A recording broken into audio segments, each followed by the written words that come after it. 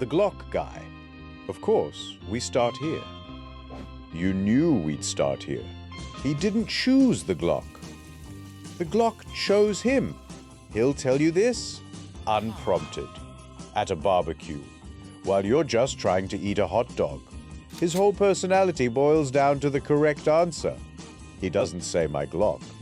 He says the Glock, like it's a theorem, like it's gravity. The Glock 19 isn't just a firearm.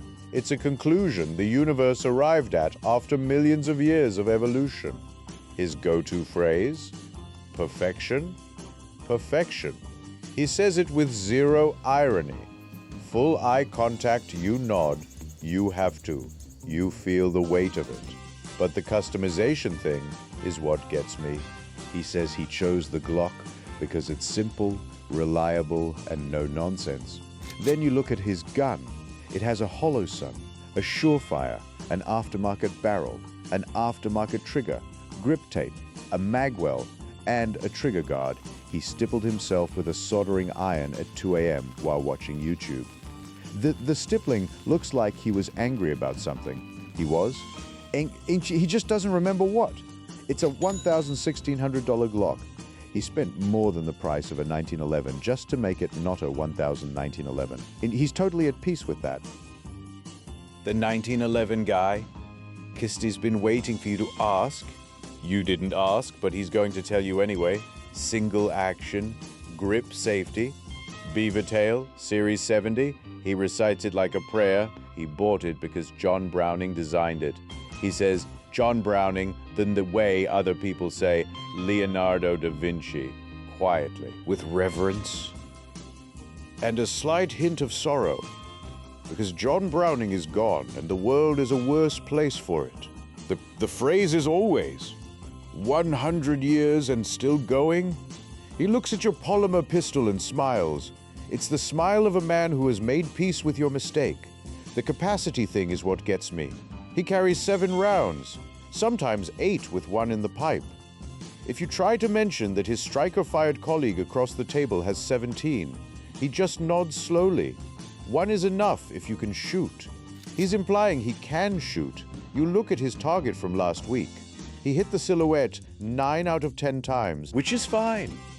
But the one miss was at 7 yards, and he blamed the trigger reset. His 1911 costs $3,200. It was built by a custom shop in Texas. The tolerances are so tight it sometimes jams on hollow points.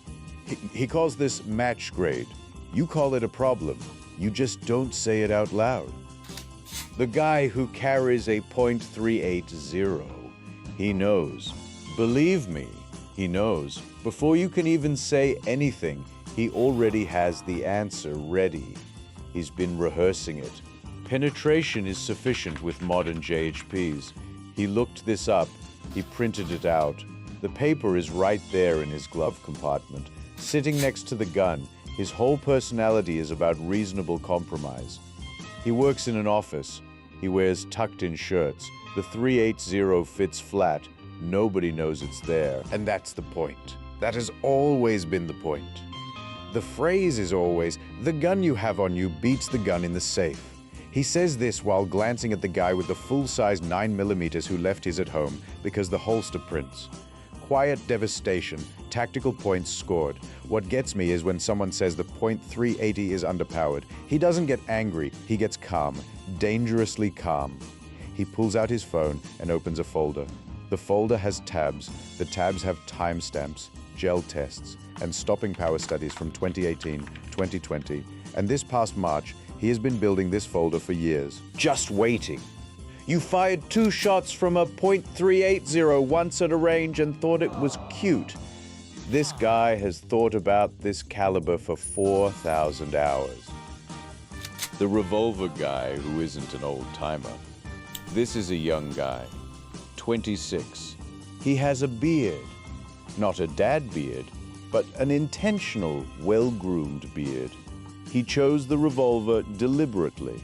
In 2024, Dicht, he knows exactly what he did. His whole personality is contrarian mastery. Everyone else went Glock, So he went wheel gun on purpose. He's read all about clearing malfunctions and decided the ultimate answer is simply having no moving parts to fail. His logic is unassailable and also completely insane.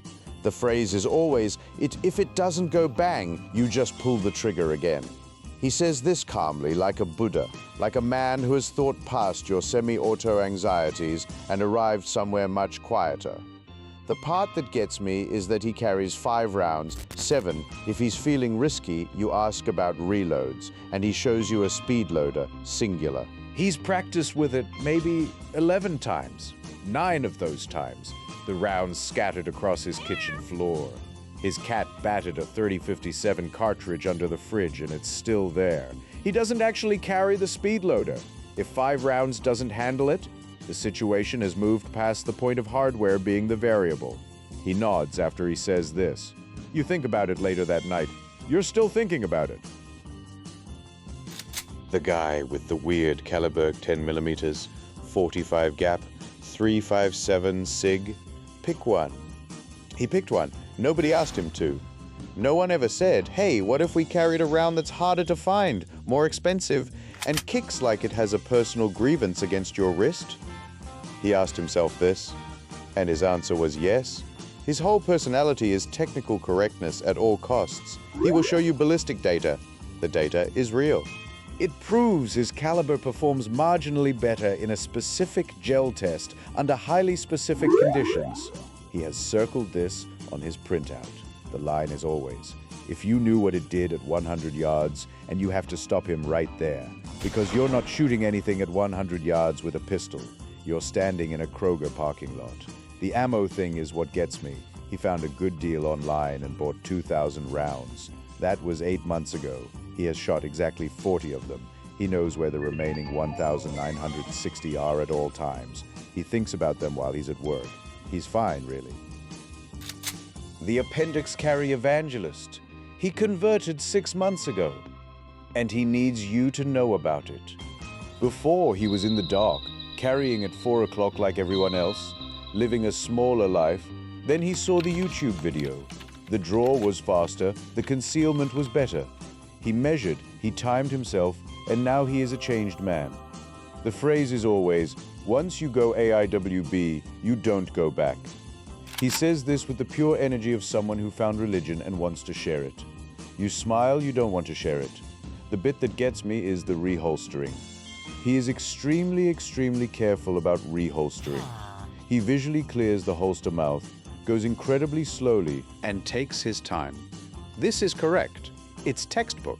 But watching a man spend 45 seconds putting his gun away while narrating his own safety protocol is a very specific kind of experience. He will explain the anatomy of the appendix area in way more detail than you ever wanted.